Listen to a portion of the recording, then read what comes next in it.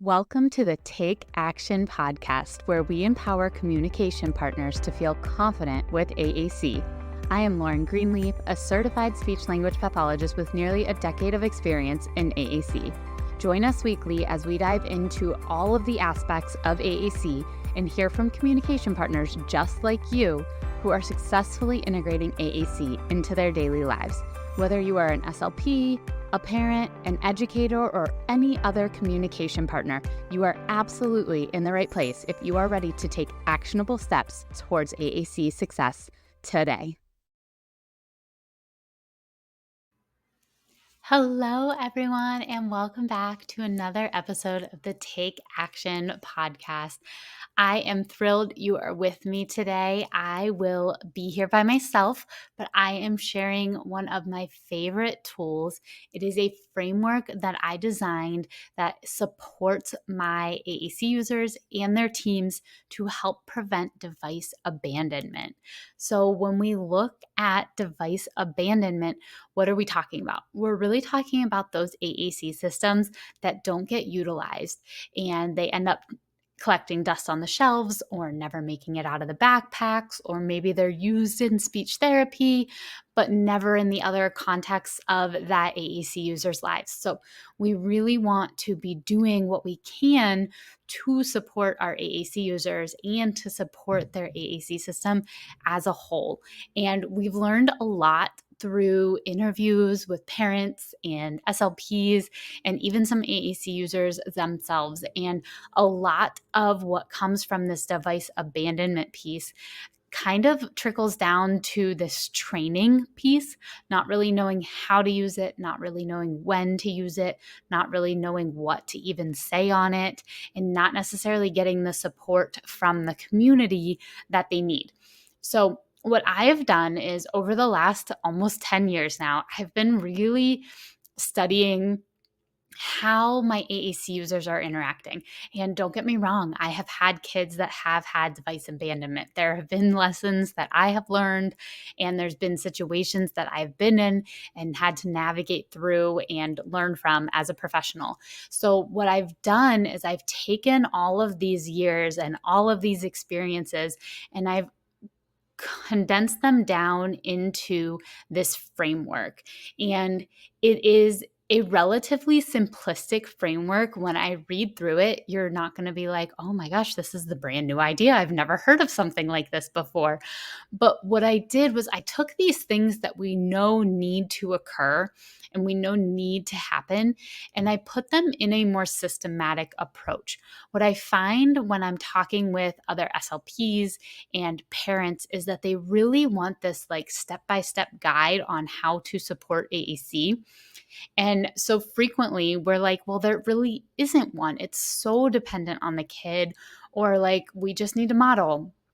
But then we don't take those next steps and we kind of get stuck in this like, we have an AAC device and we're going to model. And then now what? So all of these things that I'm going to share with you today are things that you have probably thought of at some point. But what I want you to think of now is putting them almost in a systematic, you need these things first before you can go to these next things. And what I find is when we start higher up on this framework and skip the bottom steps, that is when we start to have this turmoil created with our AAC use and implementation, because we're missing pieces. Our foundation is shaky. So we might be doing an amazing job modeling, but if that environment isn't set up for communication, we're going to have a really hard time truly using that AAC device throughout their day. So with that being said, let's dive into this framework. So I know for those of you listening on the podcast, you're like, I can't see anything. So I'm going to describe this as best as I can. And then I will have a handout available for you guys also, just so you can visually see it. And if you check my Instagram page, you'll see it there also. So what I want you to imagine is pillars, and one higher than the next. So when you look at like your cell phone bars, right? It's the Same type of system. We have a small one on the bottom all the way up to a big one on the far right. And there are 7 different pillars within this framework. And what I want to discuss before I even tell you what is in the framework is the base. The very bottom, all the way across those pillars, is the AAC user guiding every step. So if the pillars don't make sense to you, imagine a staircase that has 7 stairs, and the base of that stairs, the entire bottom, is the AAC user. That user guides these steps. So when I tell you that every situation is unique, this is that piece where we have to be pulling from the AAC user each and every step of the way. I'll kind of explain that piece as we go through, just so you can have this general overview of what this framework looks like. So at the bottom, we have the AAC system itself. So we need an AAC system to have AAC implementation, correct?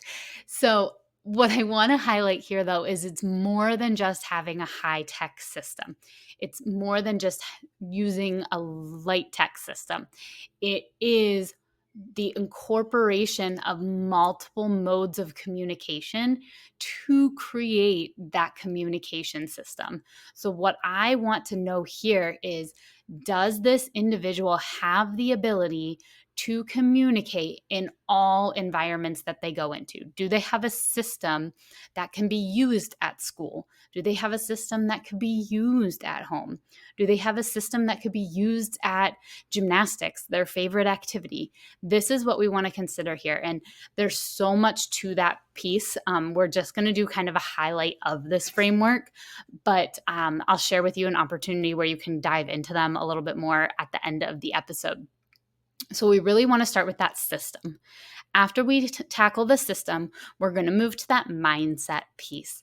Mindset and AAC. This is not the first time you guys have heard me bring this up, and I will keep bringing it up because it is essential in success with AAC.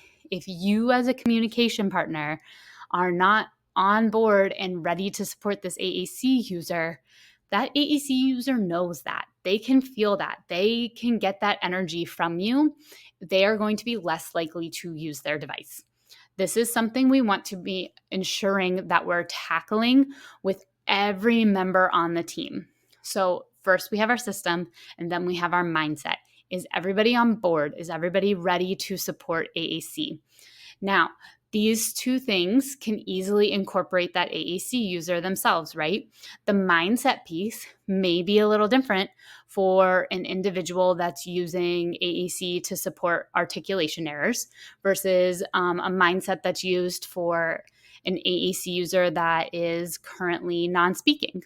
There are going to be some nuances to that. After we talk about mindset, we move to environment. What I'm talking about when I look at environment is the environment set up for communication? So if I walk into the classroom, do kids have the opportunity to communicate? If I walk out to recess, are the kids able to communicate? Are there opportunities that exist within that environment for communication to occur? If you are trying to implement AAC in an environment that does not have an opportunity for communication, you're going to have a really challenging time, and you may only have 1 or 2 opportunities through an entire activity to model language. So these 3 pieces I consider like this foundational piece, because I really think that you can start working on these before you have a fully created AAC system. You can be working on that AAC system, but also supporting mindset of the team members and navigating the environment and how changes may need to occur to make that AAC successful. All right, so now we're in the middle. We are going to learn the AAC system. That is my next pillar, learning the AAC system. We skip this step far too often, especially with our educational teams. We kind of like just send a device in and are like, hey, all right, now it's time to learn, or now it's time to model, and we don't give them the opportunity to genuinely learn the AAC system. What do you learn on the AAC system? Well, your AAC user is going to help determine that. What vocabulary do they like to learn? What navigation pieces do they need to learn? We're making sure that the team is learning the system so that the team is confident in supporting that AAC user. This is a really, really crucial step.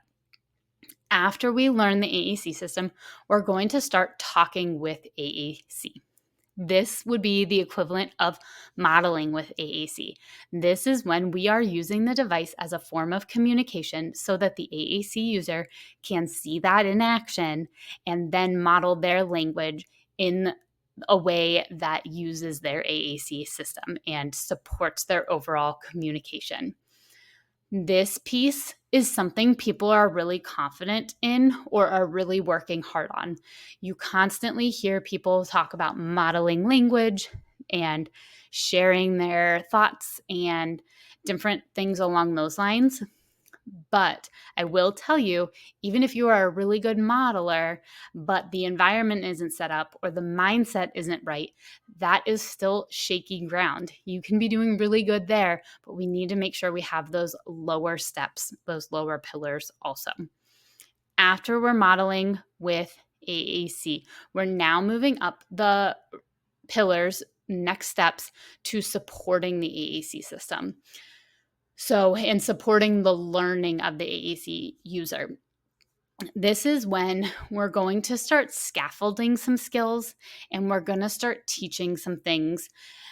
I put this here because it is essential that you are talking with the AAC device before you are directly teaching it.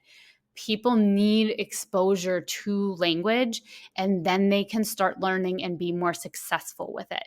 This support stage is not meant to be lived in as like a 24/7, this is how I'm communicating with these scaffold supports. This is for like more direct teaching of skills that the individual is having a hard time with or needs scaffold. So maybe this could be hiding locations on the device, or maybe this could be navigating into the food folder so the AAC user can get the food that they're looking for. There are different things that can go in this support category. And then the last pillar that we have is achievement. And these are our goals. We can reach our AAC goals when we let all of the other pillars fall into place and we support this whole journey.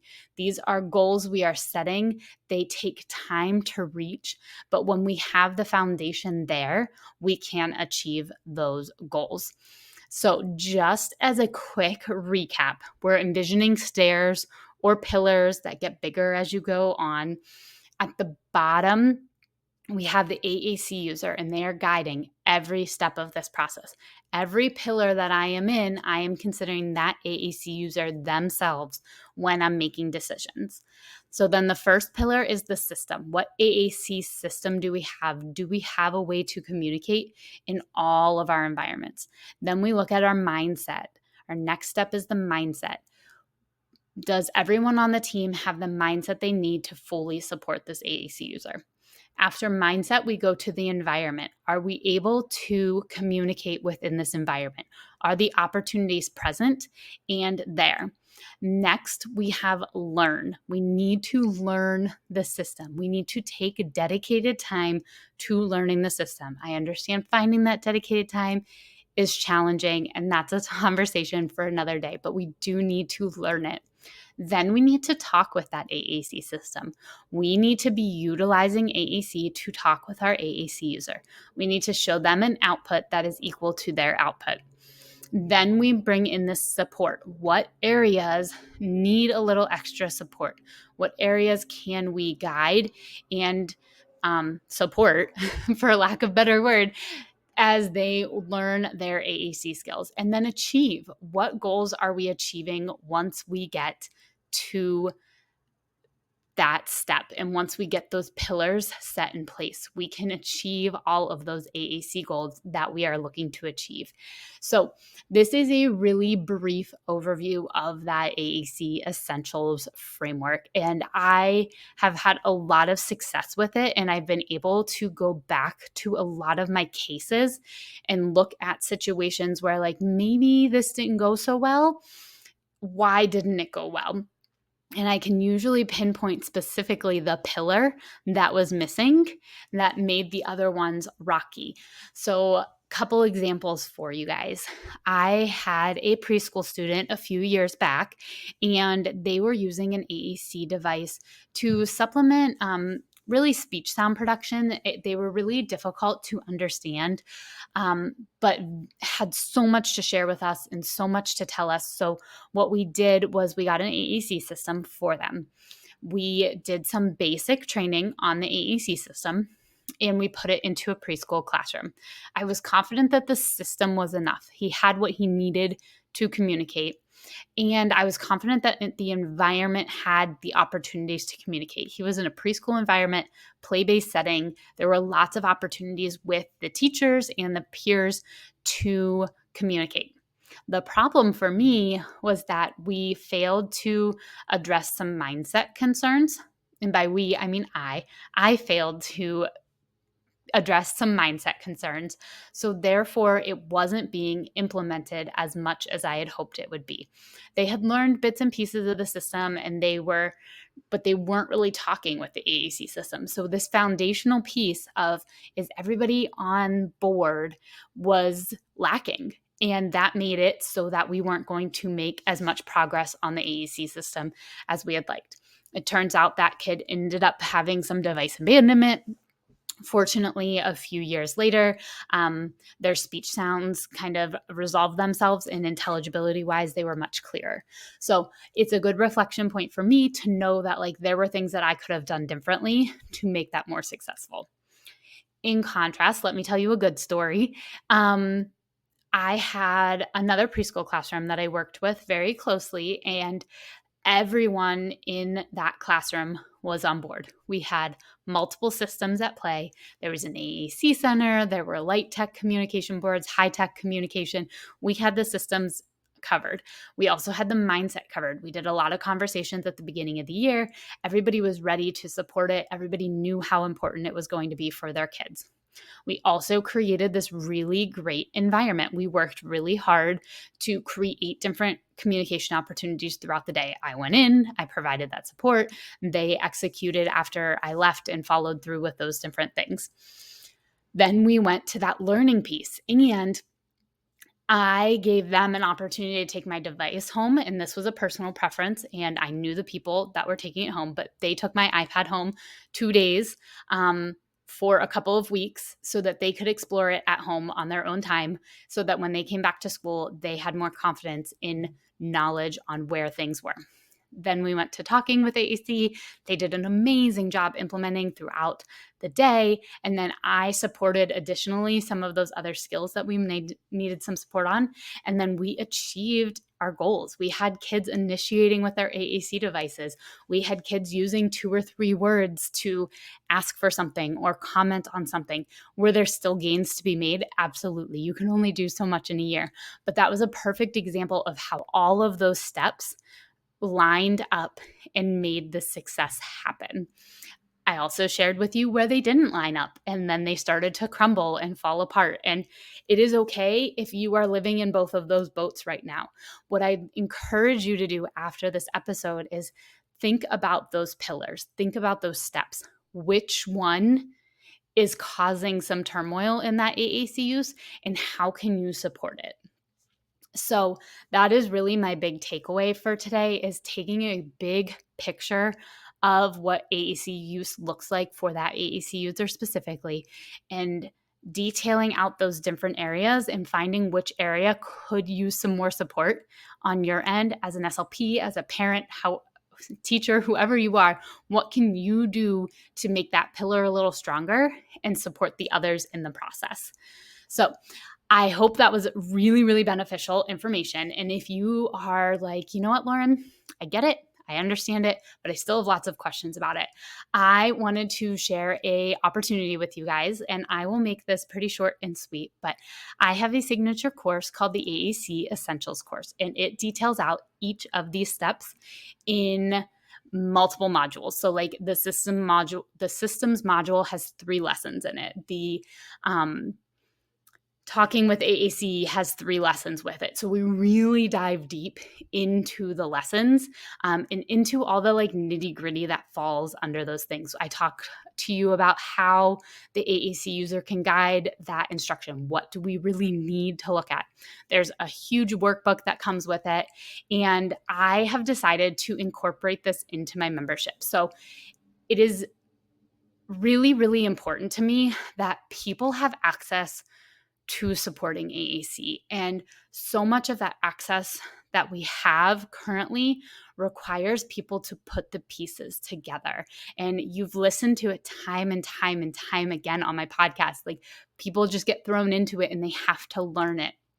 I'm really trying to solve that problem for as many of you guys as I can. So what I've done is I've put my course into my AAC Support Network, which is a membership-based program that will now have an entire 6-hour course in it and gives you access to different guides on how to start and where to start in your AAC learning journey. And it provides a wealth of information from a community standpoint. I have members and we do live calls multiple times a month, and we have a chat and you can come ask your questions and ask for clarification and bounce ideas off of each other.